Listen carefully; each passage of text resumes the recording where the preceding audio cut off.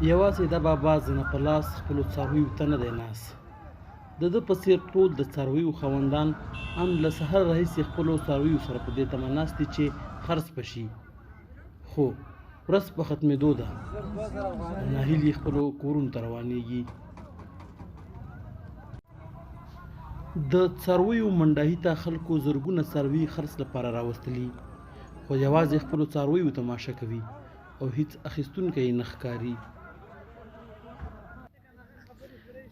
ځینې سوداګر یوازې د څارویو نرخونه پوښتي او بیرته روانېږي. وایي قیمتونه یې لوړ دي او د اخیستلو توان یې نه لري. بس مالونه خو ډېر قیمته دي، بس 10,000 15,000 تر 50,000 پورې بس مال خبره ده، خو بېکاره مال 15,000 نه هلې تر 50,000 پورې بس مالونه 1,000 پورې یا تګي. غریب سړي د وسه نه شي، بس غریب سړي د وسه وتلې خبره ده. خو ډېر بېکاره مال وړې، بس اختر د خوند نه دله به درکوي چې دا د اختر د کړو نه دی.